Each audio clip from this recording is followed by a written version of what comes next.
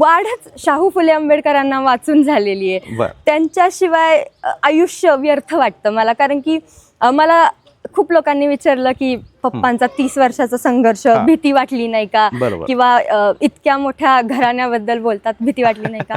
तर मला त्यांना सांगायचं आहे की जो माणूस शाहू फुले आंबेडकर, अण्णाभाऊ साठे, लहुजी वस्ताद अशा महापुरुषांना वाचतो, अशा महापुरुषांची विचारधारा चालवतो, तो कधीच कोणाला घाबरत नाही, त्याचा कधीच पराजय होत नाही. महात्मा फुल्यांनी जे शिक्षणाचं आंदोलन चालू केलं, जे बाबासाहेबांनी संविधानात मांडलं आणि जे शाहू महाराजांनी पण पुढे चालवलं, तेच आम्ही आमचा म्हणजे खारेचा वाटा म्हणून ते आम्ही द्यायचा प्रयत्न करतो. बाकी काही मनी वर्सेस पीपल अशी लढाई आम्ही लढतच चालू आहे आणि लढतच राहणार आहे.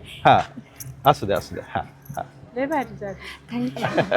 लय मोठा जीव झाला, लय आनंद झाला. की ह्या देशाचा जो युवा आहे, जो सुशिक्षित वर्ग आहे, त्याने राजकारणाकडे खूप अतिशय लक्ष दिलं पाहिजे, त्याने तिकडे दुर्लक्ष नाही केलं पाहिजे. कारण की त्याने जर तिकडे दुर्लक्ष केलं तर जो अशिक्षित भाग असतो किंवा अशिक्षित लोक असतात ते त्यांच्यावरती राज्य करतात आणि देशाची गती थांबते. त्यामुळे मला वाटतं की युवकांनी स्पेसिफिकली राजकारणाकडे लक्ष दिलं पाहिजे. त्यांचं फ्युचर डिपेंड असतं, येणारी पिढीचं फ्युचर डिपेंड असतं. आणि कुठे ना कुठं त्यांना लाईक अशिक्षित लोकांनी जर राज्य केलं तर गती मागे जाते, गती थांबते. निवडणुका म्हटलं की चर्चेचा विषय हा आलाच. भारतीय माणसाला राजकारण हे खूप उत्सुकतेचा विषय आहे. काही दिवसांपूर्वी बिहारच्या निवडणुका झाल्या आणि या बिहारच्या निवडणुकांमध्ये एका मुलीनं संपूर्ण देशाचं लक्ष वेधून घेतलं आणि ती मुलगी नंतर आमदार झाली. निवडणुकीचा निकाल लागल्याच्या नंतर मैथिली ठाकूर ही देशातली सगळ्यात तरुण आमदार म्हणून मैथिली ठाकूरचं नाव सगळ्या देशाला माहीत झालं. नुकत्याच महाराष्ट्रातल्या नगरपालिकांच्या निवडणुका झाल्या. नगरपालिकांच्या निवडणुकांमध्ये अनेक दिग्गज नेत्यांच्या प्रतिष्ठापनाला लागलेल्या होत्या. बारामती ही राजकीय पंढरी म्हटलं जातं आणि बारामतीचा निकाल काय लागणार हे संपूर्ण महाराष्ट्राला उत्सुकता असते. बारामतीमध्ये पूर्णपणे अजित पवारांनी सत्ता काबीज केलेली असताना एक निकाल ज्यानं संपूर्ण महाराष्ट्राचं लक्ष वेधून घेतलं, प्रभाग क्रमांक 14 मधला अवघी 21 वर्षाची एक तरुणी नगरसेवक म्हणून निवडून आली. पर ती निवडून आली म्हणून चर्चा नाही, पण या तरुणीचा आणि तिच्या वडिलांचा गेल्या 30 वर्षापासूनचा सामाजिक चळवळींचा वारसा आणि समाजासाठी अर्पण केलेलं आयुष्य, ह्या सगळ्या गोष्टींचं फलित 21 वर्षाच्या तरुणीच्या पदरी पडलं. अर्थात संपूर्ण महाराष्ट्राला हे नाव माहीत झालं, संघमित्रा काळूराम चौधरी. आणि हीच संघमित्रा काळूराम चौधरी सध्या आपल्याबरोबर आहे. स्वागत आहे संघमित्रा. आता मुलाखत सुरू करायच्या अगोदरच पदाने मोठी आहेस. निश्चित मी एकेरी भाषा बोलणं योग्य नाही, पण मला मुलाखत लोकांना आपली वाटावी आणि ती सहज खुलती व्हावी म्हणून मी सुद्धा एकेरी भाषा नक्कीच वापरेल, कारण हक्काने बोलणं असेल. संघमित्राचं स्वागत करत असतानाच संघमित्रा, 21व्या वर्षामध्ये अनेक मुलींना स्वतःच्या करिअरचा, अर्थात तू पण तुझं करिअरमध्ये सध्या लक्ष केंद्रित केलेलं आहे. राजकारणामध्ये आपण पाऊल ठेवू आणि पहिल्याच प्रयत्नाला यश मिळेल, आणि ह्या यशामागचं गमक काय? तसं तर 21 वर्षीच लगेच राजकारणात यायचं काहीच प्लॅन नव्हता, काहीच बघितलं देखील नव्हतं की लगेच करूयात आपण सुरुवात. पण पप्पांचा संघर्ष बघितला होता, त्यांची राजकीय जर्नी बघितली होती पूर्ण. आणि जेव्हा पप्पा बोलले की करूयात आपण, तेव्हा मग एक स्वतःची, माझे पप्पा नेहमी म्हणतात की हे समाज, हा जो समाज आहे ह्याचा आपण एक देणं लागतो. आणि मला वाटतं की ही मला कुठे ना कुठे चान्स मिळाला की मी त्यांना परत काहीतरी करू शकेल. मग म्हटलं ठीक आहे, लढूयात, हार जीत हे नंतर बघू, आणि जर आपल्याला चान्स मिळालाच त्या समाजाला आपल्याला काहीतरी सुधारता येईल, माझ्या प्रभागात मला बदल घडवता येईल, बस इतकंच डोक्यात होतं. आताच बोलताना सांगितलं की मी पप्पांची जर्नी पाहिली होती. काय काय जर्नी पाहण्यात होती? संपूर्ण जर्नी, म्हणजे माझ्या जन्मापासून. लक्षात राहणारी कोणती? लक्षात सगळी जर्नी लक्षात आहे. कांशीराम साहेबांचे केडर कॅम्प्स म्हणा, किंवा पक्षाचे रॅलीज, बेहनजींना रॅलीमध्ये बघणं, त्यांचे स्पीचेस ऐकणं, कांशीराम साहेबांना वाचणं, पप्पांचे अनुभव कांशीराम साहेबांचे ते सांगणं, ते संपूर्ण ऐकत ऐकत मी मोठी झालेली आहे, मी वाढलेली आहे. आणि कुठं ना कुठं ते मला प्रेरणा दिलेली आहे तिथे. बर, पप्पांची चळवळ अत्यंत जवळून पाहिलेली, पप्पांची भाषणं ऐकून अनेक लोकांना स्पिरिट मिळतं. तू तर त्या घरात जन्माला आलेली होतीस. ह्या सगळ्या निवडणुकीच्या प्रक्रियेमध्ये ज्यावेळेस आपण समाजासाठी काम करतो त्या समाजानं ह्या कामाची पावती दिली असं वाटतं? हो, नक्कीच. म्हणजे जेव्हा विजय झाल्यानंतर जेव्हा मी आले तेव्हा अक्षरशः आमच्या ज्या महिला आहेत त्या औक्षणाचं ताट घेऊन त्यांच्या डोळ्यात अश्रू, आणि ते बघून कुठे ना कुठे मन भारावून गेलं होतं की त्यांनाही माहिती आहे, त्यांनीही मला बघितलंय, त्यांनीही पप्पांना बघितलंय, त्यांनीही त्यांचा संघर्ष बघितलाय, कुठे ना कुठे त्याचंच फळ त्यांनी मताच्या रूपी मला दिलेलं आहे. खरं तर राजकारणामध्ये विचार हा तितकाच महत्त्वाचा असतो. आपण बघतोय की ज्या ज्या विचारांनी राजकीय नेते, म्हणजे आता अगदी स्पष्टच बोलायचं म्हटलं तर पुरोगामी, हिंदुत्ववादी अशा विचारसरणी मांडल्या जातात. पण निवडणुका झाल्याच्या नंतर ह्या विचारांना कुठंही थारा दिला जात नाही. कोणतेही पक्ष कोणाबरोबर युती करतात, काही होतं. BSP बहुजन समाज पार्टी हे बहुतेक पुणे जिल्ह्यातलं पहिलं सीट असेल तुझ्या माध्यमातून हे आलेलं. हा विचार मायावती म्हणजे कांशीरामजीपासून मायावती बहीणपासून आत्ता बारामतीमध्ये पेरत असताना की बारामतीमध्ये पहिलं हे सीट लागतंय, म्हणजे अशा ठिकाणी की जिथं 4 वेळा मुख्यमंत्री होते, जिथं महाराष्ट्राची सत्ता फिरते ज्या शहरामधून, त्या शहरामध्ये BSPचा झेंडा फिरला, तर त्यावेळेस काय भावना होत्या? खूप मोठा इतिहास घडला आणि खूप प्राऊड मोमेंट होता आमच्यासाठीही. तसं आम्ही काम करतच होतो, अपयश आलं तरी काम चालूच होतं आमचं. विचारधारा नाही सोडली कधीच. फुले शाहू आंबेडकरांना नेहमी डोक्यात घेतलं, त्यांना डोक्यावरती पण घेतलं आणि त्यांना डोक्यात हमखास घेतलेलं आहे. मग बहनजींनी, आकाश आनंदजींनी त्यांनीही खूप सपोर्ट केला, त्यांनी मला पाठवलं, त्यांनी मला पाठिंबा दिला. त्याच्यानंतर मग जे महापुरुषांची जी विचारधारा होती तीच आम्हाला इथं एस्टॅब्लिश करायचे काइंड ऑफ. विचारधारा म्हटलं की खरं तर आपण महात्मा ज्योतिबा फुले, डॉक्टर बाबासाहेब आंबेडकरांचं नाव घेतोच, पण डॉक्टर बाबासाहेब आंबेडकरांचा मूलमंत्र होता शिका, संघर्ष करा आणि संघटित व्हा. मी जिथं मुलाखत चालू केली ते मुलाखत मुद्दाम ह्या वास्तूच्या शेजारून चालू केली आहे. खरं तर मी आतून करणार होतो, कारण आत्ता तिथं काही UPSC आणि MPSCचे एक्झाम देणारी मुलं अभ्यास करतायत आतमध्ये, आणि या ठिकाणी प्रभाग क्रमांक 14मध्ये इथून काही विद्यार्थी अधिकारी पण झाले. शिका, संघर्ष करा, संघटित राहा अशा प्रकारचा मूलमंत्र डॉक्टर बाबासाहेब आंबेडकरांनी दिला. आणि आपण आता ज्यावेळेस सुशिक्षित, आता तू पण उच्च शिक्षित आहे, ह्या सगळ्या गोष्टींचा, डॉक्टर बाबासाहेब आंबेडकरांच्या ह्या मूलमंत्रांचा राजकारणामध्ये आपण कितपत वापर करू शकतो? पूर्ण वापर असणार आहे. जसं की तुम्हीही बघता, ही अभ्यासिका कांशीराम साहेबांच्या नावावरती आम्ही चालू केलेली आहे. आत्तापर्यंत तिथून 9 ऑफिसर्स झालेले आहेत, क्लास 1 अधिकारी झालेले आहेत, आणि त्यांच्याकडून कोणतीही फीस आम्ही घेत नाही.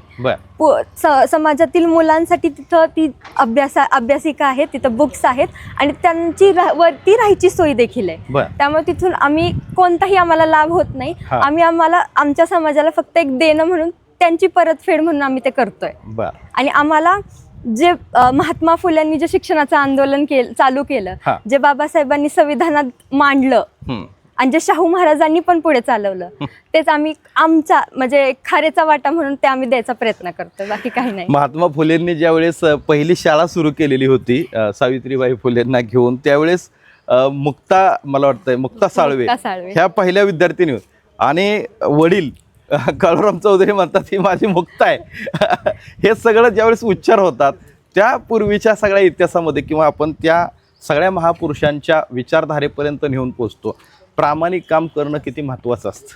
खूप महत्त्वाचं आहे, खूप महत्त्वाचं. म्हणजे अनेक नेते येतात जातात, जसं तुम्ही म्हटला की विचारधारा मागे राहून जाते, राजकारण पुढे चालत जातं.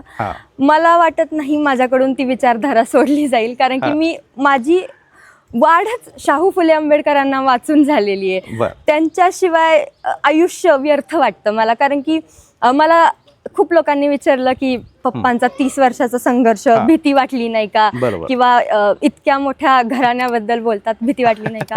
तर मला त्यांना सांगायचं आहे की जो माणूस शाहू फुले आंबेडकर, अण्णाभाऊ साठे, लहुजी वस्ताद अशा महापुरुषांना वाचतो, अशा महापुरुषांची विचारधारा चालवतो, तो कधीच कोणाला घाबरत नाही, त्याचा कधीच पराजय होत नाही. जितक्या महत्त्वाच्या आहेत, आपण मुद्दाम आता ह्या प्रभागामध्ये जिथून ह्या लोकांनी निवडून दिलं, ह्या प्रभागात मुद्दाम आपण फिरून मुलाखत घेतोय. ज्यावेळेस निवडणुकीला फॉर्म भरला, इकडे वडिलांचा फॉर्म होता, नगरसेवक म्हणून तुझा फॉर्म होता, प्रचाराची सुरुवात करायची, आयुष्यातला पहिला प्रसंग होता, प्रचार काय करायचा, भाषणं काय करायची, हे निवडणुकीचा फॉर्म भरल्यानंतर ठरलं का आधीपासून प्लॅनिंग चालू होतं? प्लॅनिंग काहीच नव्हतं नव्हतं, पण हे होतं की मी प्रचार आधी पण केला पप्पांचा म्हणा पक्षाचा खूप प्रचार केला. माझं लहानपणच प्रचारात गेलं असं म्हणलं तरी चालेल. मग जेव्हा फॉर्म भरला त्याच्यानंतर आम्ही प्रचार सुरू केला. मग जसं जसं मी फिरत होते तसं म्हणायला गेलं तर मी 5 वर्ष झालं बारामतीपासून शिक्षणासाठी मी बाहेर गेले, पण त्याच्या आधीचं आयुष्य मी इथंच काढलंय. पण त्याच्यानंतरची जी हालत जी झाली होती माझ्या प्रभागाची ती मी खूप जवळून बघितली, खूप जवळून. आणि मग भाषण काय करायचं इतकं तर मला माहितीये की बारामतीकर भाषणावरती कधी मतं देत नाही, तरीही मी माझा पुरेपूर प्रयत्न केला की मी त्यांचीच परिस्थिती त्यांना सांगितली. मला जितकं जमलं की मी जितक्या कळकळीने त्यांना विनंती करू शकते तितकी मी केली, आणि मला वाटतं की ती भावना त्यांच्यापर्यंत पोहोचली. त्यांचं असं झालं की 21 वर्षाची मुलगी आपल्यासाठी येऊन तिथं जर मैदानात उतरलीये तर आपण तिला पाठिंबा दिला पाहिजे, आपण तिच्या मागे उभं राहिलं पाहिजे. आणि ते उभे राहिले आणि त्यांनी माझा विजय करून दिला. लोक उभं राहिले. आपल्याला सगळ्याला माहिती आहे की अलीकडच्या काळातली प्रत्येक इलेक्शन्स म्हणजे प्रत्येक निवडणुका तिथं लक्ष्मी दर्शन हा फार मोठा विषय असतो. ह्याची भीती होती का मनात? नाही, बिलकुल नाही. कारण की मनी वर्सेस पीपल अशी लढाई आम्ही लढतच आलोय आणि लढतच राहणार आहे. असू द्या असू द्या. लय भारी झालं. थँक्यू. लय मोठा जीव झाला, लय आनंद झाला. आशीर्वाद राहू द्या असाच. जाऊ का? हो. लोकांच्या भावना आपण ह्या मावशीच्या भेटल्यात ना, मी आता तुम्हाला ह्या मुलाखतीच्या निमित्ताने एक गोष्ट सांगतो. बारामतीमध्ये 41 उमेदवार होते, 42वा नगरसेवकाचा उमेदवार होता. निकाल लागल्याच्या नंतर संघमित्रा काळूराम चौधरी यांच्या घरी येणाऱ्या सगळ्या लोकांचे व्हिडिओ माझ्याकडे आहेत. एकही असा पक्ष नाही बारामतीमध्ये, सत्ताधारी राष्ट्रवादी पवार अजित पवारांच्या पक्षाचेही अनेक प्रतिनिधी, नेते, स्थानिक पुढारी येऊन सत्कार करून गेले. अनेक बारामतीकरांना असं वाटत आहे की ही आमच्या घरातलीच कोणतरी मुलगी निवडून आली. ही वस्तुस्थिती आहे. आणि आत्ताही तुम्ही त्याचं एक लाईव्ह उदाहरण पाहिलं की त्या मावशींच्या भावना खरं तर खूप दाटून आलेल्या होत्या. हीच भावना संघमित्रा आणि तिचे वडील काळूरामजी चौधरी यांच्या बाबतीत बारामतीकरांची आहे. विषय राजकारण ही सोपी गोष्ट नाही. आता लोक हे फार मोठं चॅलेंज आहे. आता चॅलेंज सुरू होण्याच्या अगोदर निकालाचं काउंटिंग सुरू झालेलं होतं, तुम्ही तिथं उपस्थित होता. संघमित्रा चौधरी लीडवरती आहे हे सुरुवातीला समजलं आणि नंतर फायनली एकदा कळालं 500-550 मतांनी संघमित्राचा विजय झाला. पहिली भावना काय होती? अपूर्ण स्वप्न पूर्ण झालं की जो 30 वर्ष आम्ही मेहनत घेत होतो, जो संघर्ष चालू होता, की कुठे ना कुठे अशी एक होप आला की होऊ शकत आहे. जे कांशीराम साहेब बोलले होते की हे होऊ शकत आहे, तेच आम्ही असं वाटलं की झालंय ते हो सकताय. ते झालं. आता जबाबदारी वाढली असं नाही वाटत? वाढलीये, नक्कीच वाढलीये. आधी मी फक्त काळूराम चौधरींची लेख होती, आता मी संपूर्ण प्रभाग क्रमांक 14ची लेख आहे. आणि मी कर्तव्यबद्ध आहे, त्यांना मी जबाबदार आहे की त्यांनी मला प्रश्न विचारला तर मला उत्तर देणं भाग आहे. बरोबर. ते मला हक्काने प्रश्न विचारू शकतात आणि मी देणार उत्तर, माझ्या कार्यातून देईल. अच्छा. अशा पद्धतीनं ज्यावेळेस तुझ्यासारख्या तरुणी, सुशिक्षित तरुणी राजकारणात येतील, सगळ्यात महत्त्वाचं खऱ्याला खरं आणि खोट्याला खोटं म्हणण्याचं दानत जर ठेवली तर हे भारताची राजकीय परिस्थिती बदलू शकते. नक्की बदलू शकते, नक्की. म्हणजे जसे की कांशीराम साहेब बोलायचे की जो चमचा समाज आहे तसा समाज नको आहे मला लढणारा समाज हवाय, मला संघर्ष करणारा समाज हवाय. आणि तसा समाज असेल तर मला नाही वाटत की त्यांच्यावरती कोणी अन्याय करू शकेल. आवाज उठवला पाहिजे. अन्याय करणाऱ्यापेक्षा अन्याय सहन करणारा जास्त मोठा गुन्हेगार असतो असं तरी मला वाटतं. वडिलांची भाषणं अख्खा महाराष्ट्र ऐकतो. वडिलांचं भाषण ऐकताना काय प्रेरणा मिळते? एक मुलगी, त्यांची मुलगी म्हणून तर मला प्राऊड वाटतंच, पण जेव्हा त्यांना असं सपोर्ट मिळतो किंवा त्यांचं कौतुक होतं तेव्हा अजून जास्त भारी वाटतं की कोणीतरी आहे जे माझ्या समाजासाठी लढतंय. अजून होप्स नाही गेला ते. बर. आणि माझा समाज कुठे ना कुठे जाणार आहे की अशा माणसामागे राहिलं तर कुठे ना कुठे जाणार आहे. वडिलांच्या विचाराची आणि संघर्षाची शिदोरी वडिलांनी आता तुझ्या पदरी दिली आहे. कसं पेलायचं हे सगळं?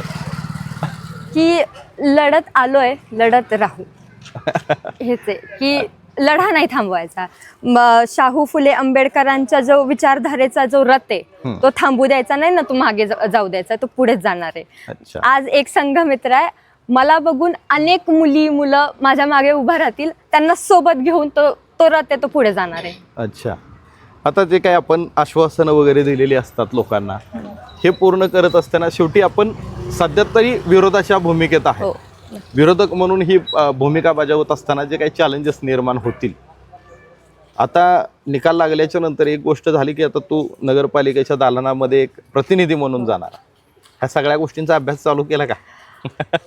आता म्हणजे मी जसा फॉर्म भरला तसंच हे होतं की अभ्यास चालू करायचा आहे. हां. तसंच पप्पांनी सांगितलं की नगरपालिका काय आहे ते संपूर्ण वाचून टाक. हां. तसंच अभ्यास चालू केला. आणि आता लोक येतात म्हणून तो थोडासा पाठीमागे आहे, कारण की मतदार आहे माझा, मला त्यांना भेटलं दुर्लक्ष पाहिजे. नाही करता मी येत. तुम्हाला एक मुलाखत घेत असताना थोडं मी आत्ताच सांगितलं होतं, हे बघा हे 2 नगरसेवक अजित पवार गटातून निवडून आले, ते मला वाटतं सत्कारासाठी आलेत ना, का भेटायचं? भेटून घ्या, म्हणजे मग मला पुढं कंटिन्यू करायचंय. हेच मी तुम्हाला आता सांगितलं होतं की संघमित्रा काळूराम चौधरी हिचा जो विजय आहे तो अनेकांना आपला विजय वाटतो. अनेकांना हा आपल्या घरातली एखादी मुलगी निवडून आल्यासारखं वाटतं. हे दोघंही सुनीलजी सस्ते साहेब आहेत, चौधरी साहेब आहेत, हे चौधरी साहेब, हे दोघं पण विद्यमान नगरसेवक जे निवडून आलेत. तुमचं मार्गदर्शन लागणार आहे आता संघमित्राला. हुशार माणसाची लेख आहे, तिला काही शिकवायची आवश्यकता. तर मित्रांनो, विषय असा आहे की संघमित्राला भेटायला फक्त बारामतीतूनच नाही, आजूबाजूच्या काही जिल्ह्यातून सुद्धा लोक पोचत आहेत आणि तिचं कौतुकही करतायत. मी सुरुवातीला ज्यावेळेस तुम्हाला सांगितलं, मैथिली ठाकूरचा जो रेफरन्स दिला की अत्यंत कमी वयामध्ये विजय मिळवणं ही सामान्य जरी गोष्ट असली तरी पण विचारांचा वारसा घेऊन विजय मिळवणं ही फार अवघड गोष्ट आहे. आणि हे काळूराम चौधरी यांची कन्या संघमित्राने करून दाखवलं. संघमित्रा येणाऱ्या काळामध्ये खूप मोठ्या प्रमाणावरती, कारण बारामती काय आहे हे तुला चांगलं माहीत आहे, वडिलांचा संघर्ष अपाट झालेला आहे. जी आश्वासनं दिलेली आहेत त्या आश्वासनांपर्यंत पोहोचण्यासाठी मी मगाशी तुला हा प्रश्न विचारला की ती तयारी चालू आहे का? हे सगळं होत असताना इंटरव्ह्यू लांबण्याच्या अगोदर मी तुला एक शेवटचा प्रश्न विचारतो. तरुणाईनं नेमका काय बोध घेतला पाहिजे? मी हे माझ्या प्रत्येक इंटरव्ह्यू, प्रत्येक भाषणात बोलत आली आहे की बाबासाहेबांचं एक खूप छान वाक्य आहे की ह्या देशाचा जो युवा आहे, जो सुशिक्षित वर्ग आहे, त्याने राजकारणाकडे खूप अतिशय लक्ष दिलं पाहिजे, त्याने तिकडे दुर्लक्ष नाही केलं पाहिजे. कारण की त्याने जर तिकडे दुर्लक्ष केलं तर जो अशिक्षित भाग असतो किंवा अशिक्षित लोक असतात ते त्यांच्यावरती राज्य करतात आणि देशाची गती थांबते. त्यामुळे मला वाटते की युवकांनी स्पेसिफिकली राजकारणाकडे लक्ष दिलं पाहिजे. त्यांचं फ्युचर डिपेंड असतं, येणारी पिढीचं फ्युचर डिपेंड असतं. आणि कुठे ना कुठे त्यांना लाईक अशिक्षित लोकांनी जर राज्य केलं तर गती मागे जाते, गती थांबते, देशाची प्रगती थांबते. आणि त्यामुळे मग त्यांचीही प्रगती थांबते. राजकीय वारसा पुढे नेत असताना विचारांचाही वारसा नेला पाहिजे. संघमित्राचं एक खूप छान वाक्य आपल्याला लक्षात आलं असेल की युवकांनी राजकारणात येणं अत्यंत गरजेचं आहे. आणि सगळ्यात महत्त्वाचं, सुशिक्षित युवकांनी, ज्यांना वाटतंय की आपण शिकलेलो आहोत, त्यांनी विचारांचा वारसा, भले तो कोणताही विचार असू द्या, अगदीच प्रत्येकाच्या विचारधारा एकामेकांना आवडतील असं नाही, पण शिकलेला समाज ज्यावेळेस देश चालवायला निघतो, गाव चालवायला निघतो, जिल्हा चालवायला निघतो, त्यावेळेस त्या गावाची, त्या जिल्ह्याची नक्कीच प्रगती झाल्याशिवाय राहत नाही. मित्रांनो, संघमित्रा चौधरी हिचा हा जो विजय आहे हा असामान्य विजय आहे असं संपूर्ण बारामतीकर म्हणतात. आपला हा इंटरव्ह्यू चालू असताना तुम्ही काही लोकांच्या इथं येणं जाणं तेही पाहिलं. मुद्दाम मी तुम्हाला हे त्याच्यामध्ये घेतलं. सगळ्यात महत्त्वाचा विषय आहे की वडिलांचा 30-30 वर्षाचा संघर्ष, मुलगी भलेही 21 वर्षाची असेल आणि राजकारणात पहिल्यांदा, पण तिच्या बोलण्यातली परिपक्वता मात्र हे पुढचं खूप मोठं व्हिजन दाखवतं, हे आपल्याला मान्य करावं लागेल. संघमित्रा चौधरी यांच्या या विजयाबद्दल तुम्हाला देखील काय वाटलं हे जरूर तुम्ही कमेंट करून कळवा आणि सगळ्यात महत्त्वाचं चॅनल नक्की सबस्क्राईब करा.